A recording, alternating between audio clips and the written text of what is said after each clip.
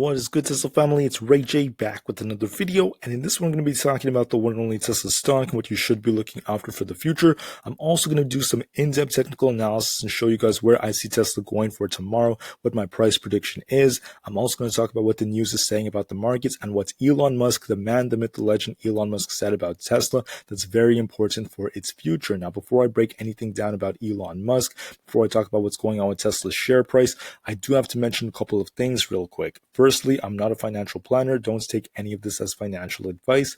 And also, if you guys can, please smash the like button if you want to see more videos like this. And not only benefits me, it benefits the entire Tesla community as a whole. And the last things, if you guys can, please check out the Moomoo link down below and into the description. If you sign up for Moomoo with the link down below and deposit $100 into the account, you are guaranteed 10 free stocks, each worth up to $3,500. And the best part is, out of the 10 free stocks, 5 of them are actually going to come from the wheel down here, which means that you are guaranteed 5 free AMC shares, 5 free Apple shares, 5 free Tesla shares, or a mix of each of them, or just like one of these companies. So it's a limited time offer. This is free money that you are guaranteed. The offer ends in just 6 days, so please check it out before they run out. With that out of the way, let's get on with the video. So looking at Tesla, obviously the markets were closed in commemorance of Juneteenth. And to me, it's a very important holiday, as we could use it as a day to remember where this country kind of came from, what this country has really done to really improve our rights, our equality, and to really help to innovate. Because the more individuals there are, the more people there are, the more freedom there is, the more likely it is for there to be more innovation, the more likely it is for there to be more Elon Musks out there, more innovation and amazing things that could really help this country strive. And we've actually seen so much innovation come from this country. Now, when it comes to Tesla, okay, we were closed for Monday.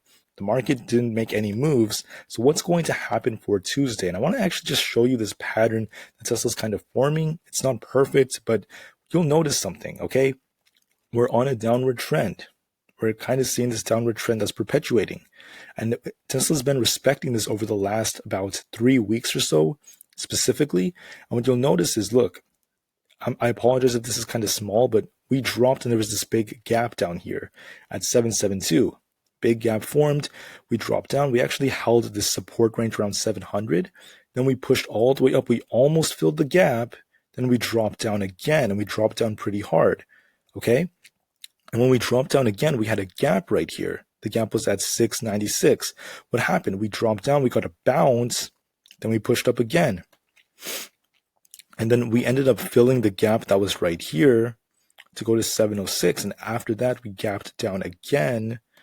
And right now, that my question was, when I talked about this, was, have we found our bottom, and are we ready to kind of see that balance to fill the gap before we drop, or is there more red? And we're going to find out on Tuesday. But as of right now, it's looking like 626 was the temporary bottom, and Tesla's starting to respect a bit of an upward trend, at least just slightly. So what I'm aiming towards, and what I think is a little bit more probable, is us filling the gap, Tesla going back to maybe 700 flat, then getting a rejection, and then maybe it drops after that. So that's what I think may end up happening for the week. And there are many reasons as to why I think that, right? One of the things I brought up previously was max pain. And once this lows, you can see Tesla has max pain, which basically brings the most pain for the options chain. And last week on Friday, max pain was at $650. And if you actually look at where Tesla closed at on Friday, it was exactly $650.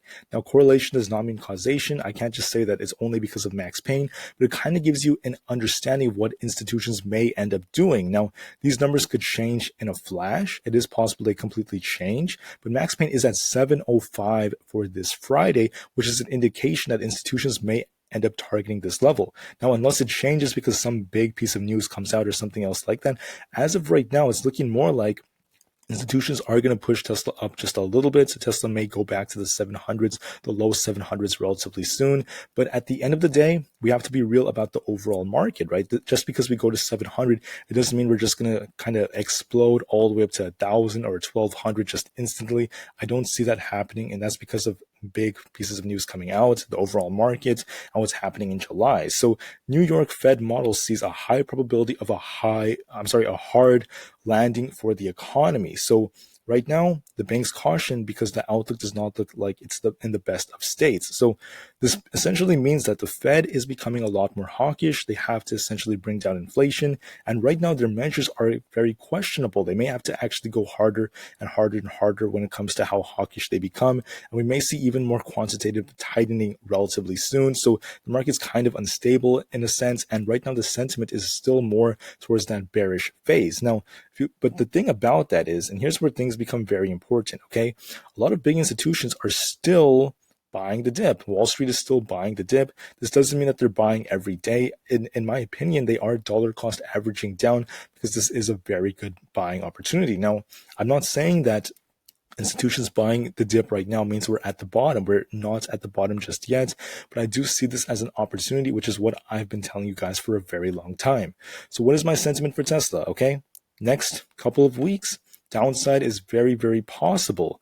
But for this week in particular, we might actually see somewhat of a bounce. This almost looks like a head and shoulders. I don't really see it that well, but overall we have this gap right here, and if we continue what previous trends were doing historically, it's very probable we actually end up filling this gap before getting that rejection, and the gap would get filled around that 700 range. So what should you be looking out for Tuesday? And I basically think that us pushing up is more likely to happen on Tuesday than us pushing down. So what should you be looking out for? This is where things become important, okay? All right, so what is Tesla most likely going to end up doing? And this is where things become very interesting. If you look at the SPY, check this out right here. The SPY also has a very similar gap. It did drop very, very hard. And if we actually bring out the daily candles, check this out right here. Typically, when the SPY has many red days in a row, we get a bit of a bounce. And let me just show you exactly where I'm seeing this. So for instance, right over here, look at how many red days it had. It had 1, 2, 3, 4 major red days back in January before getting that nice bounce. Then right here, if you look at the SPY, 1, 2, 3, 4 red days before getting that big drop, followed by a bit of a bounce. And then right here, we had 1, 2, maybe about 4 to 5 of these major red days that took the SPY from 437 all the way down to about 413. Then we got that temporary relief rally that I once mentioned. And since then, we saw a lot of bleeding, but specifically, it wasn't just bleeding. It's like we dropped, traded sideways for about a week. We dropped a little more, some sideways action, dropped more. Then we actually got a bit of a bounce after 3 consecutive red days. And then we traded sideways, pushed up. And then this is where things become interesting, okay? We're pushing sideways. This is a sideways channel we were in.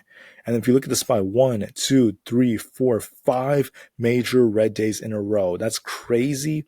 Bit of a push, then another big drop. So the SPY is set for some temporary relief, in my opinion. This almost looks like a reversal candle right here. So I'm hoping that the SPY starts to fill some of these gaps to the upside. Hopefully the SPY starts to push up.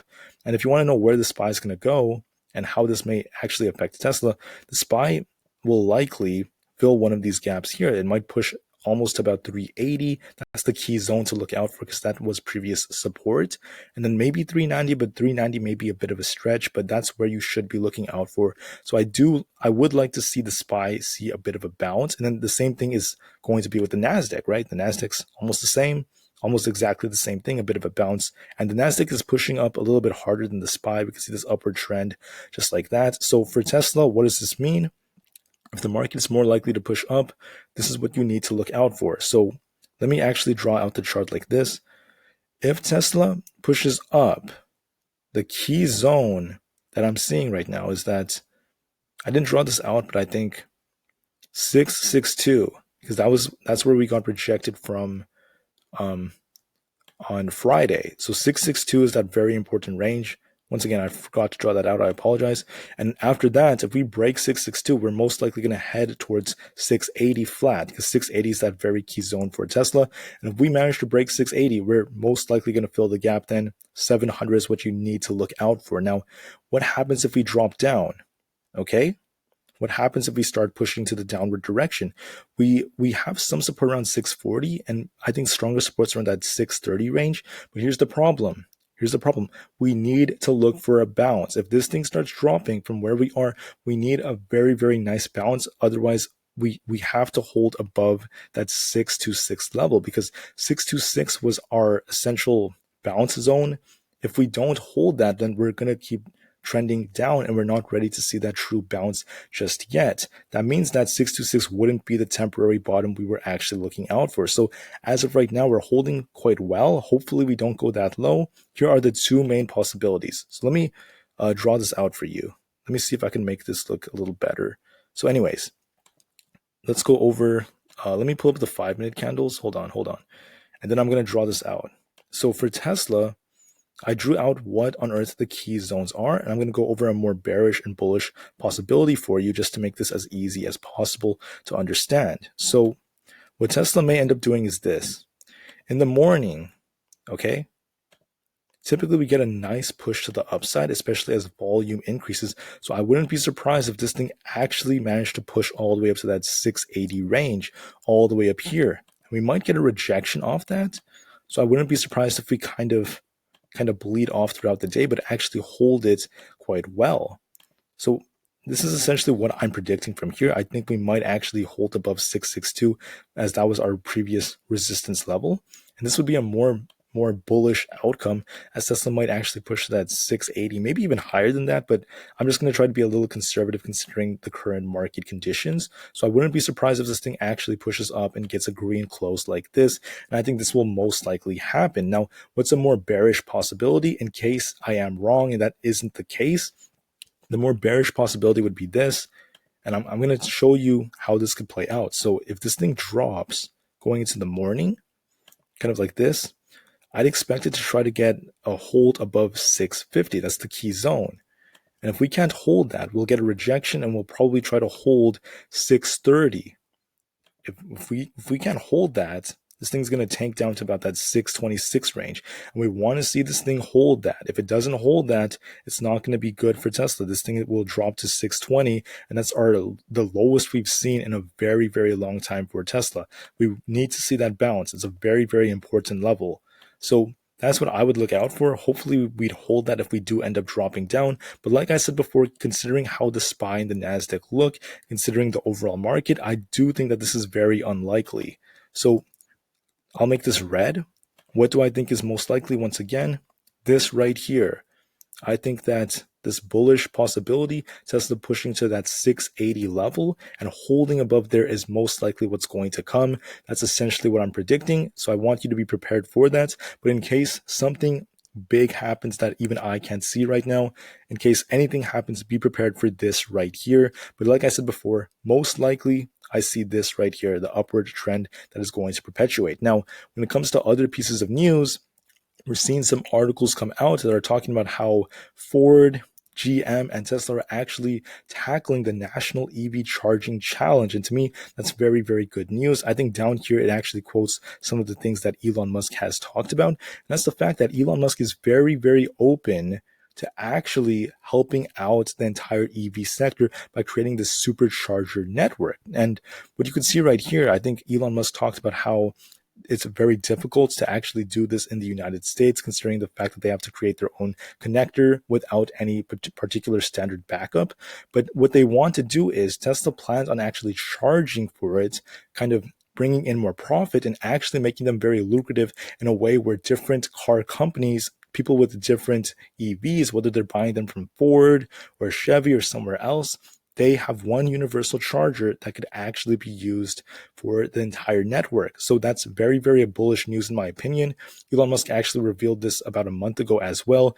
He talked in a press conference. He stated that, quote unquote, our supercharger network is not intended to be walled garden, right? A walled garden. It's intended to be available to other manufacturers if they'd like to use it. The only requirements are that the cars must be able to take the power output of our superchargers and then just pay whatever their proportion of their usage is for the system, essentially.